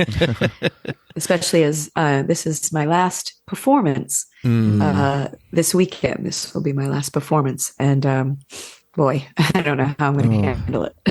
Because I performed yesterday as well, and I was already pretty emotional. So I'm going to do my best to stay super even keeled and stay in the moment. But it's been truly special, truly special. Some of our listeners have pieced together a little bit of what we're talking about here. And, people around the world will feel the loss of that, but will also feel so grateful for it going forward too. So well done to everyone involved in that project, because it was impeccable. Thank you. Yeah, bravo, right, to everybody. Everyone, and I mean everyone, like every person involved. Like I'm talking from guest services, everybody. Yeah, they're all in it to win it, if you will. Yeah, it's very true. It's very true. Oh my gosh, we have a lot to get through, but we want to be respectful of your time. So we want to make sure we get to some key elements of what we want to talk about. I want to talk about, and JT, hopefully you do as well, but everyone does. Your beautiful, lovely husband, John Pelkey, who we have had the privilege of talking to on the podcast a few episodes back. He's such a great human, right? I mean, I like him. Yeah, that's helpful. After, I imagine 22 years, I think we've been married. He's better at remembering that than I. I actually engraved our anniversary in his ring but he remembers our anniversary more than I do. Like when I gave him the ring, I was like, look, just in case you ever forget. And he's like, no, I won't forget. I'm the one that I'm like, well, how many years has it been, hon? I was told there'd be no math in this marriage. Yeah, 22 years we've been married. And you two met, I think you already said it, on stage, basically, at Universal. Is that right? Mm-hmm. I love that. Tell us more about that. We were at the horror makeup show. Yeah, the horror makeup show in 1995. I walked into the green room, and I had just watched, because I was learning the show, and he and our friend Riley Claremont, who you know from Run Disney, they're best friends. They were in the trailer. Their show was the show. They would always perform together. And I walked in, I was like, hi, I'm Jodi Chase. How are you? I'm going to be a makeup artist here. And they're all like, oh, cool. And John's like, she's cute. He told me that. So he's like, she's cute with her little Birkenstocks and her little overalls. Because that's what I always wear. I'm from New Hampshire, so I'm like a hippie. And that's where we met. It was like walking in there and then performing on stage. And he really, honestly, we didn't date for a couple of years until a couple of years later. But he was one of my favorite people to perform with because he was so generous and it's so funny, like so dry. Yeah. I'm kind of wacky and he's really dry. And I was like, oh, I'm like, all right, you're adorable. You're a dork. And finally he asked me out and we went on a date and then, that was it. I love that. He's a good guy. So he's so talented. He's a super talented guy. I could tell you thousands of stories about how he'll never tell you and he'll never tell you. He never tells stories about himself, but I've got a lot of stories that just blows people away how talented he is. Oh yeah, we squeezed a few out on the podcast he was on, and I was like, you got to squeeze it out of him. But his life story is fascinating. Have you two ever performed in the parks beyond that again, or were you like, maybe we'll separate that for the sake of our marriage? we actually work oddly enough, like we don't always work well on projects at the house. Like off stage for some reason, like we're both fine because I don't know what it is. Sometimes we're like, we're so impatient. And I'm like, well, I'm impatient and he's just, I don't know what he is. But on stage, we do great. We do great together. We have performed. I'm just remembering this. We've never performed in any shows other than doing a special event together. I can't remember the name of the characters, but we hosted like some recorded show for Disney. Oh God, if I could get that tape, that was so funny. It was really, really fun. That's the only time I think at Disney, other than when he does Run Disney and I do some cheering people on. We do in the St. Pete Run Fest in the beginning, or I think it's November 10th. We did that last year and they asked us to come back as a husband and wife team. We've done Lakeland Run Fest as well. Loved doing that. He got me into announcing for races because he couldn't do one, and I just said, "Yes, I can do it." And I just jumped into it. And we had a blast because he's so good at it. He's really good at off the cuff stuff. He's good at keeping it organized, and I kind of bring the goofball stuff to it. So we work really well together there, and he's very respectful, on stage. So yeah. But then when we get off stage, I'm like, I didn't like when you did that, John. No, I never do that. I'm just kidding. We do. We work really well together. I have some notes for you, John Pelkey. Fair. Race announcer extraordinaire. You're allowed. No. You're allowed that. Yeah. No. And we have to give a shout out. We have to give a shout out to him because this is a little bit behind the scenes when we were first setting up to get this interview with you. He let us know that he just ran a 5K today. So congratulations, John. I'm sure Carissa is very proud of him as well. So congratulations. Their podcast is doing so well. 3, 2, 1, go. Well done to all of you involved in that. 3, 2, 1, go. The podcast. Yeah, I'm so super proud of both of them. Carissa's amazing. They have really good rapport. Yeah. That's like his work wife. And I'm totally fine with that. They have great rapport. They just both have their own dynamic charisma, and it just works. And their podcast is so interesting because it brings people on that they're interesting themselves. There's some really incredible human beings out there doing things that I can't even begin to understand. Yeah. John has amazing interview techniques that it's beyond me. And he just knows where to pick up the ball when it's needed. Mm-hmm. So it's an enjoyable podcast, even if you aren't a runner, Yeah, because I'm not really that athletic. Yeah. So anyway. Yeah, that's that. Well, no, a big plug to 3, 2, 1, Go. It's a great podcast. If you are or are not a runner, if you're a fan of Run Disney, this is definitely for you as well. So go listen. And if you have any pull, we would love to be on there talking about Disney and Run Disney and the philanthropy behind it all. So just a shout out, just a little suggestion. Yeah. Oh, well, I've got connections. And you happen to know someone involved. I do. Too well. Oh, amazing. Okay, so before we have a couple more questions if you have time, but I definitely, JT, I'm cutting you off again, but no, you're fine. I want to make sure we get, because this is I love this, that you're involved with this, a Better Life Pet Rescue, which is based in Florida, based on the title. I'm sure listeners can understand what it is, but tell us more about this organization and how you became involved with them and what you're doing now. Yeah, absolutely. I actually started the pet rescue myself. Right. Yeah. Became a 501c3 back in 1995. Just started finding I love dogs and cats. I actually have a tattoo of a woman holding a dog. That's how much I love them. I absolutely love animals, and that's my heart. Really, that's really where what drives me to be a compassionate person are animals, because I think they're better than humans sometimes, And Yes. so I started finding them and rescuing them off of the street, and it became a nonprofit. And I will give a shout out to the Disney Volunteers Program. That program has helped keep a Better Life Pet Rescue going.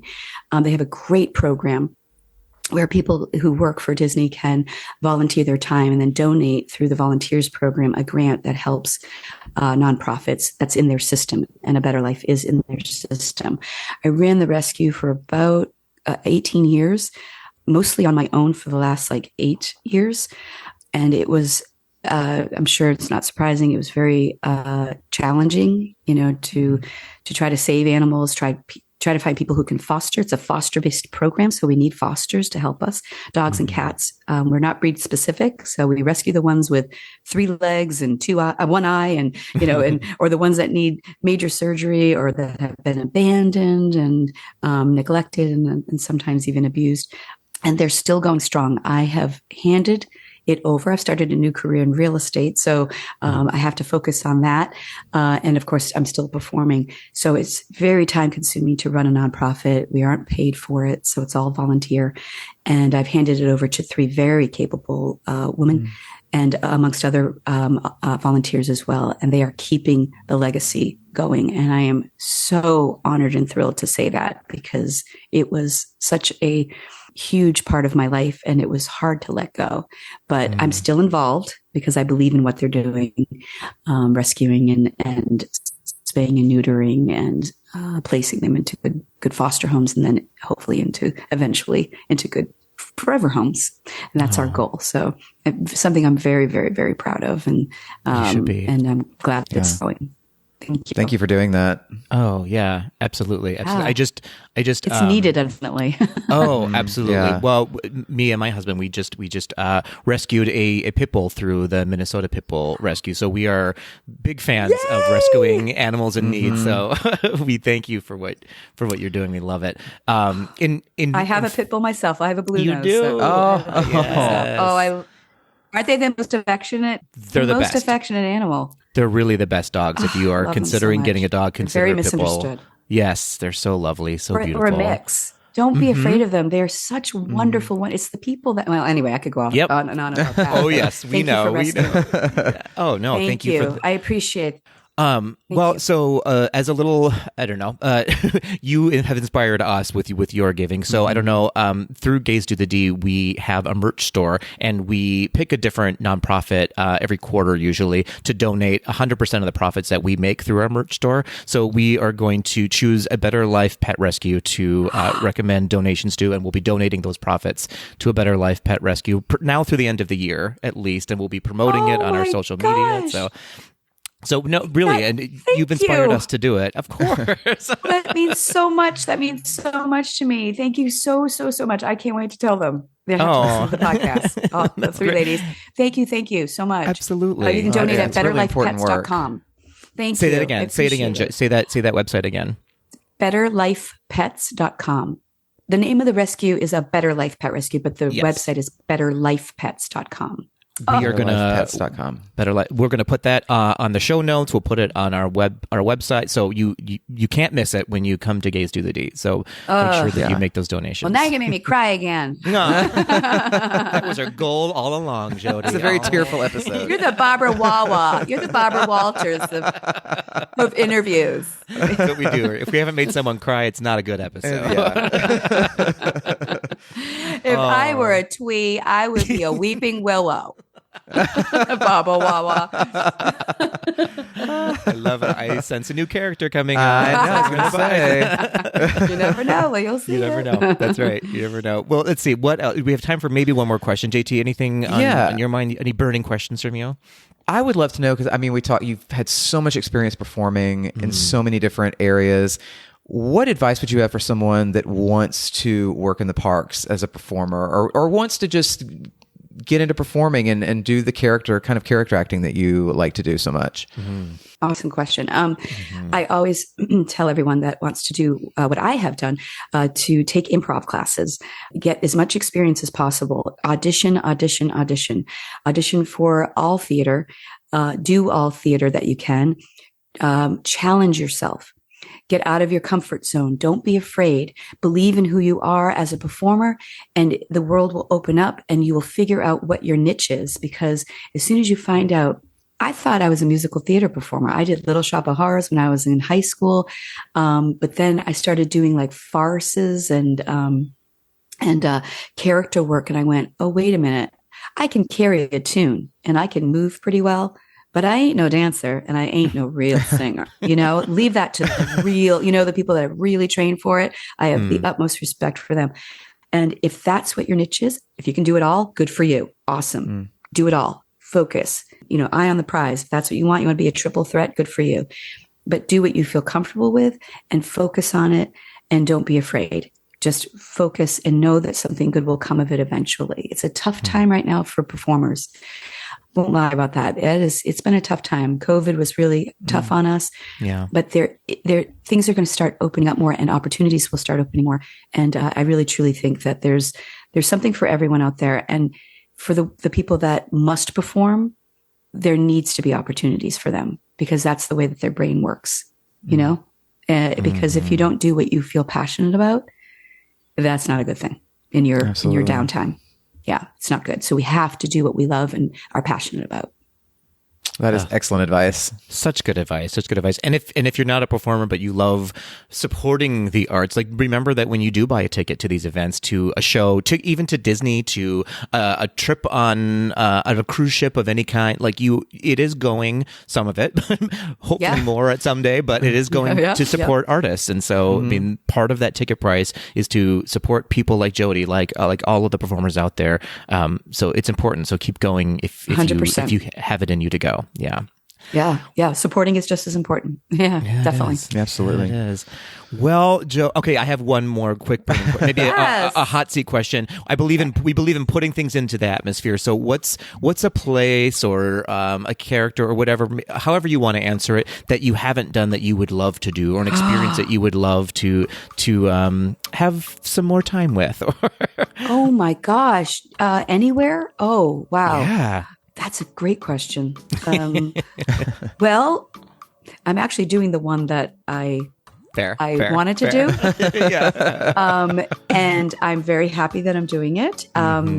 It's not a very cold place, but some people might think it is. So you can sing with me all the time if you want. Yes, fair. That's one, but check. I did it. I'm doing it.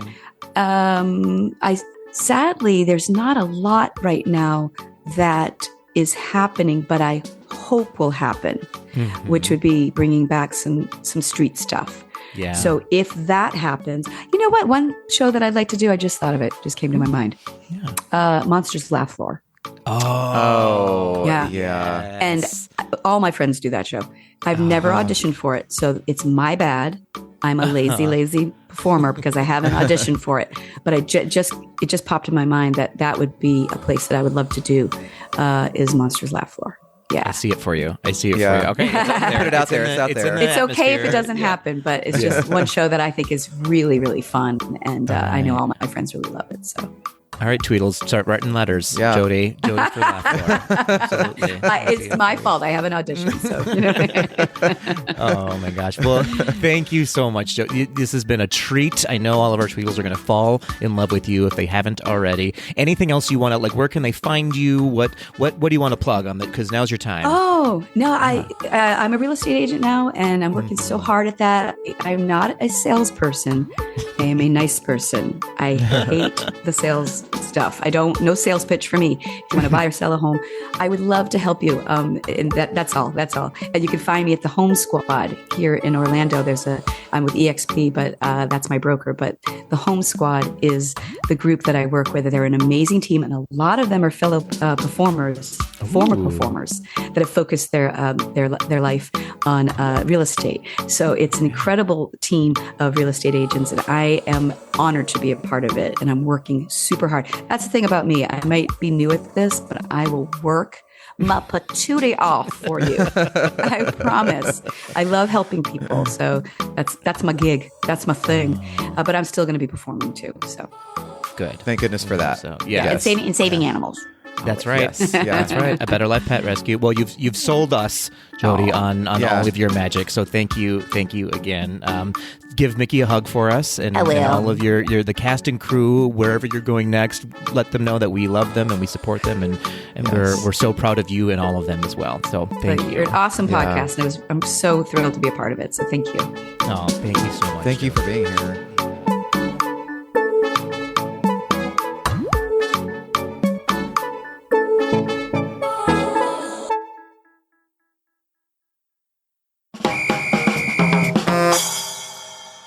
I have Patrick. And Patrick has you. Patrick, would you also like some quick D? I only want quick D. Only. Make it quick. Make it quick, make it delicious, make it D. D. I feel like we've gotten away from explaining what quick D is to any new Tweedles. That's actually a really good point. Right? People are like, what are they talking about? What it does sounds that mean? disgusting and it sounds amazing. Turn at it the same off. time. Turn it off. Turn it off. Patrick, quick D. That is where we end the show with either like a fun question, or we might do some armchair magic queering. Is that what we call it? Did I get that right? Mm-hmm. Yeah, imagine queering. Yeah, we might do a little what do we call it? Marry, kill, Disney Plus and and chill. Yeah, we do that. But sometimes it's just questions that we get from our Tweedles that where they want to know something, or they want to try to make us feel awkward, or It's true. embarrass us, or so that's but no, it's actually really fun. We love getting the questions. We get really good questions, actually. We've gotten some really poignant questions, and we've gotten some ridiculous questions. That's the thing about Quick D. Quick D can be, and just like life, can be funny. It can be sad. You might cry. You might laugh. You know, You might cry. It's better than cats. Yeah, It's great. right? Yeah, okay. So, yes, and we never know what we're gonna ask Right. either. Like usually Exactly. we don't look at the questions until right up until recording that you send us, or sometimes we ask each other questions. Yes. All that being said, this is a long D now, so we're gonna back into the quick D Sorry. of it all. We do have a listener question this time around, and I feel like it's an appropriate question actually for this episode. Okay. So at Stevachu asks, characters, attractions, experience overall, Disneyland or Disney World? ooh, That's a broad question. Ooh, very Broad question. broad question. I mean, if Jodi's involved, Disney World, Of course. absolutely. Yeah. We love her so much. But I have to say, my bias is towards Disneyland right now. Same. I mean, when you're talking like the full package, in this Quick D, And we always talk about a full package on Quick D. you have to go Disneyland. I do at least. I mean, just that the atmosphere is unmatched. The charm is unmatched. I think the number of attractions that are just like compacted into Disneyland Park is just kind of unmatched. And there's stuff there that you I don't know, that you just don't get anywhere else, like New Orleans Square. And, so yeah, for me, it's definitely Disneyland. But if Jodi were to be in Disneyland, then I mean all bets are off. The stars would align, the planets would. Absolutely. Yeah. I mean, of course. Well, I think Disneyland doesn't have the benefit that Disney World does of real estate, right? And so they have to be especially inventive of every inch of that park. And so I think that bleeds through. And so you just get that more intimate experience. We talked about it, on the podcast of like that connection is it's a little bit deeper because it's so intimate of a space, I feel like. And the fact that you can literally walk across a plaza to park hop. That's helpful. It's also helpful. Yeah. That is helpful. I mean, attractions wise, though, I mean, Disney World does have a couple one ups on Disneyland, right? They have Tron, and they have the it's escaping me now in Epcot, the Guardians of the Galaxy ride. And all those memorable attractions. But the Galactic Star Cruiser is in Disney World. So, I mean, like, it does have... That's true. Maybe it balances out at the end of the day. I mean, they want you to spend your money at both. Let's be real. They sure do. And guess what? We do. We sure do. So if you want to join our Patreon, you can do so. I'm just kidding. I think we've answered your question by saying we don't know. We don't know. We like both. Which do you prefer? But it's Disneyland. Although I think, Steve, I think, do you work at Disneyland? I can't remember. If so, then it's Disneyland. 100%. Okay, yeah. If not, then it's wherever you work. That's where we love the best. Do we think Sisachu also, does she work at Disneyland? Where does Sisachu work? I don't know. Yeah. It's Steve. And is Sisachu a listener? Oh, if not, even better question. We need to. Yeah, thank you. See, we have Quick D questions for you. Sisachu, are you listening? Turning that Quick D right back on you. All right, this has been the longest Quick Tea ever. Thank you for listening, everybody.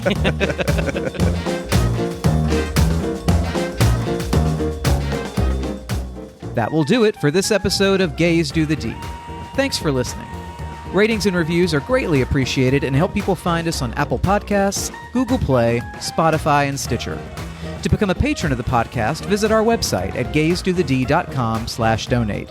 For a donation of any amount, you can receive exclusive Gays Do the D content and help us continue to bring you the very best Disney news and discussion. You can continue the conversation after this episode on Instagram at GDTD Podcasts and submit your questions or show ideas to info@gaysdothed.com. Have a great week, everybody. See you real soon.